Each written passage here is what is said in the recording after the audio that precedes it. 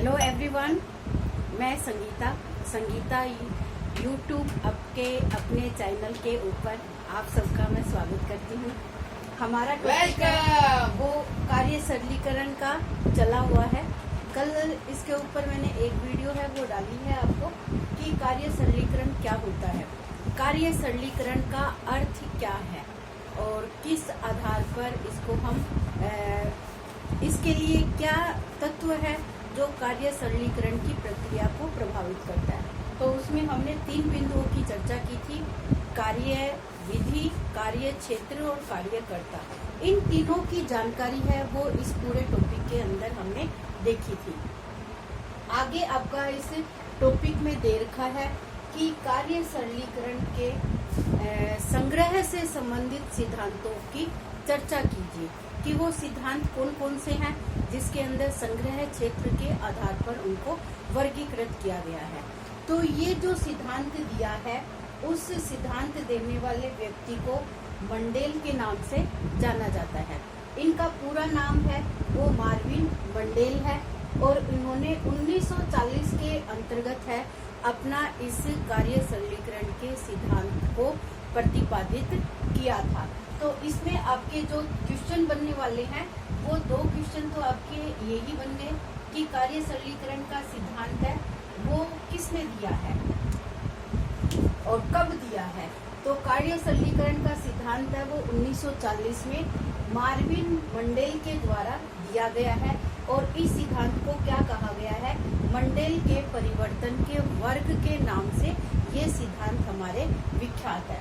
तो आपको ध्यान रखना है कि मंडेल के परिवर्तन के वर्ग, इन्होंने 5 वर्ग बताए थे स्टार्टिंग में, इन्होंने 5 वर्गों की चर्चा की थी। तो ये भी आपसे पूछा जा सकता है कि मंडेल के द्वारा हमारे जो परिवर्तन के वर्ग हैं वो कितने हैं। तो 5 वर्ग है, लेकिन आगे जाके ग्रोस और कैंडल ने इस सिद्धांत को आगे प्रसारित करने में इसको 3 वर्ग के अंतर्गत परिवर्तित कर दिया गया है। अब वो 5 वर्गों का नाम कहीं पे ही नहीं है कि इन्होंने 5 वर्ग बताए थे, वो 5 वर्ग कौन से थे, जिसमें से उन 5 वर्ग को इन 3 वर्गों के अंतर्गत समाहित कर दिया गया है। तो ये अब जो मंडेल के परिवर्तन के वर्ग में जो 3 वर्ग ग्रास और कैंडल में दिए हैं, तो ये भी पूछा जा सकता है कि ये किसके द्वारा दिए गए वर्ग है। मंडेल ने इस सिद्धांत का प्रतिपादन किया था और 5 वर्गों को 3 वर्गों में परिवर्तित करके ग्रास और कैंडल ने इस सिद्धांत की व्याख्या की है। अब हमें इन 3 सिद्धांतों को विस्तृत रूप में देखना है कि ये 3 सिद्धांत क्या है। अब इन 3 सिद्धांतों के उप सिद्धांत कौन कौन से हैं उन सब की हमें चर्चा यहाँ पे करनी है। तो पहला सिद्धांत तो हमारा निर्धारित है, हाथ और शरीर की गतियों में परिवर्तन करके। ये तो हमारा पहला सिद्धांत बनता है। मंडेल ने क्या बताया है कि जो कार्य सरलीकरण है उस कार्य सरलीकरण को हम किस तरीके से सरल बना सकते हैं। तो उसके लिए दिया है हाथ और शरीर की गतियों में परिवर्तन करना। जितने भी काम करते हैं हम हाथों की गति से करते हैं, हाथों के माध्यम से करते हैं और उन हाथों की गति हमारे शरीर की गति के ऊपर निर्भर करती है। तो हाथ और शरीर की गतियों में परिवर्तन करना, अलग अलग कम या ज्यादा करके हम गति के निर्धारण के अनुसार अपने कार्य को सरलीकरण कर सकते हैं। दूसरा बताया था इन्होंने कार्य क्षेत्र, संग्रहीकरण के क्षेत्र एवं उपकरणों में परिवर्तन करना। यानी कार्य सरलीकरण हमारा कब होगा, जब हमारा कार्य क्षेत्र है वो हमारे कार्य के अकॉर्डिंग होगा और जो जहाँ पर हम अपने घर का संग्रह, सामान का संग्रह करके रखते हैं वो संग्रहीकरण का क्षेत्र कैसा होगा और हमारे जो उपकरण है उन उपकरणों में हम क्या परिवर्तन कर देंगे ताकि हमारा कार्य है वो आसान हो जाएगा। तो इन सब के अंदर हम चर्चा करेंगे कार्य क्षेत्र के बारे में, संग्रहीकरण क्या होता है संग्रहीकरण के बारे में, क्षेत्र के बारे में और उपकरणों में परिवर्तन के बारे में। ये यहाँ पर मुख्य भूमिका आपकी इस परिवर्तन के सिद्धांत के अंतर्गत बताता है। तीसरा आता है हमारा उत्पाद में परिवर्तन करके। जो भी हमारा उत्पाद हो रहा है, जो हम कार्य करेंगे, कार्य विधि के माध्यम से करेंगे, तो उससे जो उत्पाद हो रहा है हमारा, उस उत्पाद में हम किस तरीके से परिवर्तन लाए ताकि हमारा कार्य है वो आसान हो सके। तो ये हमारे पूरे सिद्धांतों की हम एक एक करके यहाँ पे चर्चा करेंगे। तो 3 सिद्धांत हो गए, हाथ और शरीर की गतियों में परिवर्तन करके, कार्य क्षेत्र और संग्रहीकरण के क्षेत्रों में और उपकरणों में परिवर्तन करके, और साथ में हमारे उत्पाद में परिवर्तन करके। कुछ बच्चों का कमेंट मेरे पास देखने को मिला है, वो कह रहे हैं कि मैडम जी थ्योरी पढ़ाने से कोई फायदा नहीं है, आप सीधा MCQ करवाएं। तो बच्चों मैं आप लोगों को ये बताना चाहूंगी कि थ्योरी बुक में होती है और सब बच्चों के पास पहले तो ये बुक अवेलेबल नहीं है, और अगर है तो भी अगर जब तक वो थ्योरी कोई पढ़ाए नहीं तो हमें इनका मतलब है वो समझ में नहीं आता है।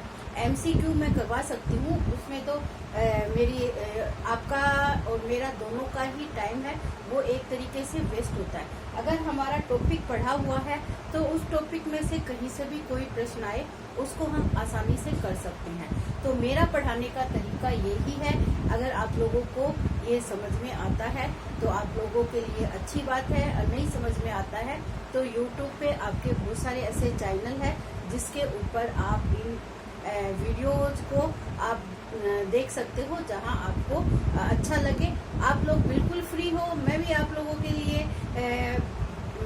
आपकी बंदिश है, मेरे ऊपर किसी तरीके से काम नहीं करने वाली है। मैं अपने शौकिया तौर के ऊपर आप लोगों के साथ अपना टाइम है वो शेयर कर रही हूँ। मेरी भी कोई ऐसी मजबूरी नहीं है कि मैं आप लोगों को पढ़ाकर ही मेरा कोई जीवन है वो शुरू होगा या इसी से मेरा जीवन है वो अंत होगा। तो ऐसी मेरे लिए कोई खास बात नहीं है। मैं अपने शौक को आजमाने के लिए या शौक को पूरा करने के लिए इस तरीके की वीडियो है वो बना के आप लोगों के साथ शेयर करने का प्रयास कर रही हूँ। तो अगर आपको पसंद आए तो आप इस वीडियो को लाइक और शेयर करें, और नहीं कोई ऐसी जबरदस्ती वाली बात नहीं है। तो अब एक एक करके हम इस सिद्धांत की चर्चा करेंगे। पहला सिद्धांत है हमारा हाथ व शरीर की गतियों में परिवर्तन करके, और वो हाथ और शरीर की गति में परिवर्तन किस तरीके से होगी, बाएं हाथ का प्रयोग करके। सबसे पहले हमने यहाँ पर बाएं हाथ का प्रयोग किया है। अब आप मोस्टली जितने भी जो लेफ्ट हैंडर है व्यक्ति उन सबको आप एक तरफ कर दो, और जो राइट हैंड से काम करने वाले व्यक्ति है तो उनका जो मुख्य कार्य होता है वो एक ही जो हमारा काम करने वाला हाथ होता है हम उसी हाथ का है हर कार्य के लिए प्रयोग करते हैं। तो सबसे ज्यादा जो गति होती है वो उसी कार्य की होती है। अगर उस हाथ की जगह हम दूसरे हाथ का प्रयोग करें तो उससे हमारी जो स्पीड होती है वो हर कार्य की धीरे होती है। तो ये हमारा कार्य सरलीकरण का सिद्धांत ये बताता है कि अगर कार्य को आपको आसान और सरल बनाना है तो आपको अपने दोनों हाथों का यूज करके हर कार्य को पूरा करने का प्रयास करना चाहिए। इससे आपका समय, श्रम और शक्ति तीनों का व्यय है वो कम देखा जाता है और कार्य बड़ी आसानी से हो जाता है, और साथ में आपको थकान का कम अनुभव होता है। अगर आप बाएं हाथ का प्रयोग करके भी कार्य करोगे तो आपको थकान की महसूस स्थिति है वो आपके अंदर कम दिखाई देगी। एक है कि दैनिक दिनचर्या में सुधार लाए। आपकी जो रोज की जिंदगी होती है, रोज का कार्य करने का जो पैटर्न होता है उसमें थोड़ा सा हमें सुधार लाना होगा, परिवर्तन लाना होगा। हर व्यक्ति को कार्य फैलाकर और उसके बाद उसको समेटना है वो अच्छा लगता है। तो हमें क्या करना होगा, अपने दैनिक कार्य को परिवर्तित करना होगा। हमें ये करना होगा कि जितना हमें कार्य करना है उसको उसी समय व्यवस्थित करने की, तुरंत आप किचन में काम करते हो, आजकल सबकी किचन है वो खड़ी किचन है, तो आप पहले सारा सामान फैलाते हो उसके बाद उसको समेटते हो। तो खड़े होने का आपका फायदा क्या है, आप एक एक सामान का यूज करो, तुरंत उसको उसकी जगह में व्यवस्थित करो। तो इससे क्या होगा, आपकी दैनिक दिनचर्या में सुधार आएगा और आपकी समय, शक्ति, तीनों चीज को आपको ध्यान रखना है। समय, शक्ति और ऊर्जा तीनों का आपको कम व्यय करते हुए क्या करना है, कार्य को आसान बनाना है। यही हमारा क्या है, कार्य सरलीकरण है। तो इन तीनों चीजों पे आपको ध्यान देना है। समय भी कम लगे, शक्ति भी कम लगे, ऊर्जा भी कम लगे, तो आपका कार्य आसान हो जाएगा। आपको साथ में थकान की अनुभूति भी नहीं होगी। तीसरा इन्होंने कहा है गुरुत्वाकर्षण की सहायता से। कल मैंने आपको बताया था कि जो जमीन होती है, मुख्य जो हिस्सा होता है गुरुत्वाकर्षण बल उसी की साइड अधिक होता है। तो हमें भारी सामान है उनको जमीन के ऊपर रखना चाहिए, हल्का सामान है उसके ऊपर रखना चाहिए।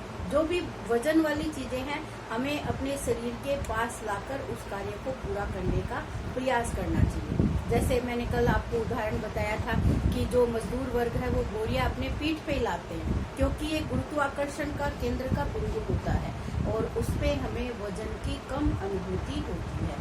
बच्चे अपना बैग है वो पीठ पे लेके जाते हैं, इससे उनको वजन का कम एहसास होता है।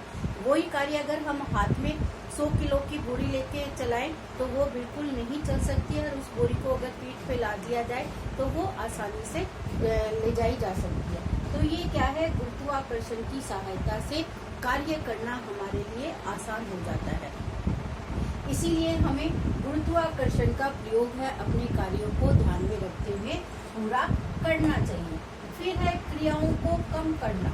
जितनी भी हम एक काम को करने के लिए क्रियाएं करते हैं उनमें क्रियाओं की संख्या को कम करना, ताकि हमारा काम क्या होगा, आसान हो जाएगा। तो ये भी हमें ध्यान रखना है। फिर है 2-3 क्रियाओं को एक साथ करना। आपने मोस्टली देखा होगा या आपने किया होगा कि हम जब किचन में काम करते हैं तो हम खाली एक काम का वेट नहीं करते कि ये काम पूरा होगा तब हम दूसरा काम स्टार्ट करेंगे। जब हमारे एक गैस चूल्हे के ऊपर सब्जी बन रही है तो दूसरे पे हम दूध गर्म कर सकते हैं, चाय बना सकते हैं, साथ में हम रोटियां बना सकते हैं। तो यानी 2 क्रियाएं हैं वो एक साथ हम कर सकते हैं। इसी के साथ आप वॉशिंग मशीन लगाकर अपने कपड़े धुलने हैं वो स्टार्ट कर सकते हो, या उसके साथ साथ जब तक आपकी कुकर में सब्जी बन रही है आप झाड़ू पोछे का कार्य है उसके साथ कर सकते हो, या कोई अरेंजमेंट का कार्य है वो आप लोग उनके साथ कर सकते हो। कहने का मतलब है कि किसी एक कार्य के होने की प्रवृत्ति का हम वेट नहीं करते हैं कि वो कार्य कब पूरा होगा और कब हम उसके बाद उसका दूसरा कार्य है वो स्टार्ट करेंगे। इसलिए 2-3 क्रियाओं को हमें एक साथ करके उसका नुकसान ना हो किसी भी कार्य के अंतर्गत, ऐसी हमारे अंदर आदत होनी चाहिए, ताकि हमारा जो कामकाजी महिलाएं होती है उन कामकाजी महिलाओं के द्वारा इस तरीके की प्रवृत्ति अपनाई जाती है ताकि वो समय पर अपने काम को निपटाकर अपने कार्य के लिए जा सके। कार्य में गतियों का प्रयोग करना। अब कार्य में गति कब बनेगी, जब हम लगातार उस कार्य को कंटिन्यू करेंगे तो उस कार्य को करने में हमारी गति है वो हमें देखने को मिलती है। तो कार्य में हमें गतियों का प्रयोग करेंगे ताकि हमारा काम है वो आसान हो सके। कार्य में निपुणता लाके एक कार्य को हम अच्छी तरीके से करना सीख जाते हैं तो वो कार्य क्या है, हमारे जल्दी होना शुरू हो जाता है। जब पहली बार रोटी बनाना सिखाया जाता है तो वो रोटियां धीरे धीरे बनती है। जब उस रोटी बनाने में एक व्यक्ति परफेक्ट हो जाता है तो वो उसी कार्य को उससे 1/4 टाइम के अंदर आसानी से पूरा कर लेता है। तो ये हमारा क्या है, कार्यों में निपुणता का गुण प्रदर्शित करने वाला होता है। फिर है करके सीखना। आपको ये सब आपने देखा भी होगा, कोई भी जब हम प्रैक्टिकल करते हैं किसी चीज का तो वो चीज हमारे दिमाग में क्या होती है, 100% है वो बैठ जाती है। अगर हम उसकी थ्योरी पढ़ते हैं, खाली उसको सुनते हैं किसी दूसरे के माध्यम से कि ये चीज ऐसे बनानी है, ऐसे ये कार्य करना है, तो वो चीज जब हम बनाएंगे तो उसमें कुछ न कुछ कमी रहने की आशंका रहती है। अगर उसी कार्य को हम अपने हाथ से करके देख लेते हैं तो वो कार्य क्या हो जाता है, हमारे लिए आसान हो जाता है। इसीलिए गृह विज्ञान सब्जेक्ट क्या है, एक प्रैक्टिकल है जिसमें सिलाई, कढ़ाई, बुनाई, कुकिंग सब आपको साथ में लेके बच्चों को कुकिंग करा के दिखाया जाता है, सिखाया जाता है, तब जाके बच्चे उस कार्य को आसानी से सीख लेते हैं और कर सकते हैं। यानी उसको करके सिखाने का जो प्रभाव होता है वो बच्चों के सीखने की प्रवृत्ति में सबसे ज़्यादा अपनी महत्वपूर्ण भूमिका को निभाता है। मैंने भी अपने YouTube चैनल के ऊपर ऐसी क्लासें डाल रखी है जिसमें बच्चों को डायरेक्ट प्रैक्टिकल करके उनके साथ उनको अच्छे से सिखाकर और उस कार्य में निपुणता को प्राप्त करने का प्रयास करवाया जाता है। तो वो सारी वीडियो मैंने अपने YouTube चैनल में डाल रखी है। करके सीखना, कार्य करते समय शारीरिक स्थितियों में बदलाव लाना। जब आप कार्य कर रहे हो, उस कार्य करते समय आपको अपनी शारीरिक स्थितियों में क्या होता है, अलग अलग परिवर्तन लाकर कार्य करने के लिए योग्यता हासिल करनी होती है, ताकि आपका कार्य क्या होता है, आसान हो जाता है, सरल हो जाता है और उस कार्य को आप आसानी से कम थके, कम परिश्रम किए, कम समय गंवाते हुए ज़्यादा से ज़्यादा कार्य को पूरा करने में सक्षम हो सकते हैं। अब हमारा दूसरा कार्य आ जाता है जो आपके सिलेबस के अकॉर्डिंग दे रखा है कि कार्य क्षेत्र और संग्रहीकरण के क्षेत्र के सिद्धांतों को एक्सप्लेन करना है आपको। तो संग्रहीकरण का मतलब होता है जब आप सामान का संग्रह करके अपने घर में रखते हो तो उसके सिद्धांत क्या है, क्या कौन कौन सी चीजें हैं आपको उसके अंतर्गत देखनी है। तो सबसे पहले तो है कि पुराने उपकरणों के स्थान पर नए उपकरणों का उपयोग करना। आप सभी जानते हो कि जैसे चटनी पीसने का सिलबट्टा होता है, वो हमारा क्या है, पुराना उपकरण है। तो आप लोगों ने देखा होगा, आप लोगों के घरों में हो भी सकता है, किसी किसी के घर में इस तरीके का एक सिलबट्टा होता है और जिसके ऊपर इस तरीके से छेद बने हुए होते हैं और एक सील के माध्यम से इसके ऊपर हम चटनी है वो पीसने का कार्य करते हैं। तो इसमें हमारा क्या होता है, समय, श्रम और धन दोनों प्रकार का व्यय है वो अधिक होता है। हमने समय के परिवर्तन के अकॉर्डिंग क्या किया है, नए उपकरण है वो अपने किचन में लेके आए हैं। आपने मिक्सर ग्राइंडर है, बीटर है, ये इस तरीके के जो पीसने वाले उपकरण है उनका आपने अपनी किचन में प्रयोग किया है। तो अब सिलबट्टा है हमारी किचन से बिल्कुल से लुप्त हो चुका है। तो इससे क्या हुआ है, हमारा कार्य करने का जो तरीका है वो आसान हो गया है, सरल हो गया है। कम समय में हम अधिक से अधिक कार्य को संपन्न कर सकते हैं और हमें किसी भी तरीके की, हमारे हाथों को या किसी भी तरीके की समय, धन, ऊर्जा, किसी भी प्रकार का व्यय भी नहीं इसके अंदर देखने को मिलता है। तो हमारा पहला ये सिद्धांत हो गया है कि पुराने उपकरणों के स्थान पर हमें क्या करना है, नए उपकरणों का अपने किचन के अंतर्गत प्रयोग करना है। जैसे आपने कुकर देख लिया, पहले लकड़ी वाला चूल्हा यूज किया जाता था, अब गैस स्टोव का कार्य हम आसान है, जब जलाना होता है आसानी से जलाकर कार्य को पूरा कर लेते हैं। फिर दूसरा इसमें आता है कि कार्य क्षेत्र की ऊंचाई, गहराई और लंबाई, इन सब में हमें परिवर्तन लाना है। आपने देखा ही होगा कि हमारी, कल भी मैंने ये उदाहरण दिया था आपको कि आप जिस जगह पे खाना बना रहे हो, अगर उस स्लैब की या उस प्लेटफॉर्म की ऊंचाई आपकी ऊंचाई के अकॉर्डिंग नहीं है तो आपको कई तरीके की परेशानी या शारीरिक और मानसिक तनाव और थकान है वो भी ज़्यादा महसूस हो सकती है। तो वो भी आपकी ऊंचाई यानी आपकी लंबाई के अकॉर्डिंग होना चाहिए, क्योंकि सबकी हाइट क्या होती है, अलग अलग होती है और प्लेटफॉर्म भी हमें अपनी हाइट के अकॉर्डिंग ही रखना होता है, ताकि हमें किसी भी प्रकार से मुड़ना और या ऊंचा झुकना ना पड़े। तो इससे हमारे शरीर को किसी भी प्रकार की कोई है हानि होने की संभावना नहीं रहेगी। तो कार्य क्षेत्र की ऊंचाई, गहराई और लंबाई है वो भी आपके एरिया के अनुसार, आपकी हाइट के, आपकी सुविधा के अनुसार होना जरूरी बताया गया है। तीसरा है चीजों को व्यवस्थित करके रखना आपको आना चाहिए। किचन में आपने मोस्टली देखा है कि आपकी किचन साफ सुथरी व्यवस्थित होती है तो दूसरे देखने वाले व्यक्ति को भी अच्छी लगती है। तो हमें क्या करना है, जो भी सामान का हम यूज कर रहे हैं उस सामान को एक व्यवस्थित तरीके से समायोजित करते हुए अपने किचन में कार्य करना है, ताकि आपका किचन का रख रखाव है या किचन के अलावा अपने वस्त्रों का है, आप पूरे घर में वस्त्र बिखेर के रखते हो, उनको भी अगर व्यवस्थित करके रखें तो आपका कार्य करने का तरीका है वो सुंदर और आसान और व्यवस्थित लगता है। फिर है काम में आने वाले उपकरणों को सही जगह या अपने आसपास रखना है। इसमें जैसे दो बातें होती हैं। हमारे घर के अंदर ऐसे बहुत सारे उपकरण होते हैं। कुछ उपकरण तो हम डेली यूज में आने वाले होते हैं और कुछ ऐसे उपकरण होते हैं जो हमें कहीं फेस्टिवल या किसी खास व्यक्ति के आने जाने पर या बहुत सारे व्यक्ति एक साथ इकट्ठे होते हैं, तब हमें उन बड़े उपकरणों की या बड़े बर्तनों की आवश्यकता होती है। तो हमें क्या करना है कि जैसे काम में आने वाले उपकरण हैं उनको हमें ऐसी जगह पर रखना चाहिए ताकि हमें उसको लेने या रखने में किसी तरीके की परेशानी ना हो। और जो लंबे समय के बाद काम में आने वाले उपकरण हैं उनको हमें थोड़ा सा अलग जगह पर और अंदर की साइड रख दें ताकि उनसे बार बार हमें परेशानी ना हो। तो ये उनका रख रखाव ऐसी चीज़ों के लिए है जो डेली यूज वाली है और जो मोस्टली फेस्टिवल या बहुत सारे व्यक्तियों के इकट्ठे होने पर यूज में आने वाली चीज़ें होती हैं।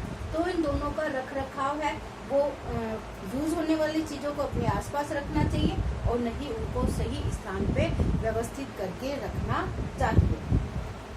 जिनका उपयोग अधिक होता है उन्हें आगे और जिनका उपयोग हम डेली नहीं करते हैं उनको पीछे रखना चाहिए ताकि वो बीच बीच में हमारे न आए। अगर वो बीच बीच में अड़ेगी तो हमें रोज उनसे परेशानी होगी और रोज हमारी समय श्रम शक्ति है वो व्यय होती रहेगी। तो उन सामानों को जो हमारे डेली काम आते हैं उनको हमें आगे व्यवस्थित करके रखना चाहिए और जो नई काम आने वाली चीज़ें हैं उनको हमें पीछे व्यवस्थित करके रखना चाहिए ताकि उनका मैनेजमेंट है और सही समय पर सही वक्त पर वो चीज़ें हमें अच्छे से मिल जाए, ये भी हमें ध्यान रखने की जरूरत होती है। जहां आसानी से रखा या उठाया जा सके, इस बात का भी हमें ध्यान रखना है कि जो हम सामानों का अपने घर में संरक्षण करके रख रखा है और जिनका हमें यूज करना है, तो ऐसे हम बहुत ज्यादा ऊंचा जैसे टांड कोठड़ियाँ बनी हुई होती है घरों में, उसमें वो सामान हम ठूस के रख देते हैं। जब उतारते हैं तो उनको उतारने में हमें बड़ी परेशानियों का अनुभव होता है। तो ऐसे सामान को हमें ऐसी जगह पे रखना चाहिए जहाँ से हम आसानी से ले सके और आसानी से हमें रखा जा सके।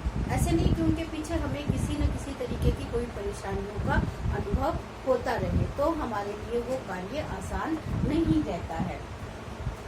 खाद्य सामग्री पारदर्शी डब्बों के अंतर्गत होनी चाहिए, ये भी हमें ध्यान रखना है। जो भी हमारे खाने पीने का सामान होता है, आपने सबने देखा होगा कि जो हमारे जो प्लास्टिक के डब्बे वगैरह होते हैं वो ट्रांसपेरेंट होते हैं कि हमने अंदर क्या सामान डाला है और फिर उसके अंदर रखी हुई चीजें हैं वो आसानी से जैसे दिख जाती है। अब ये डिब्बा है, जैसे ये ट्रांसपेरेंट है, इसमें पता चल जाता है कि इसके अंदर क्या रखा हुआ है। तो जो भी आप सामान रख रहे हो, मसालों का रख रहे हो, दाल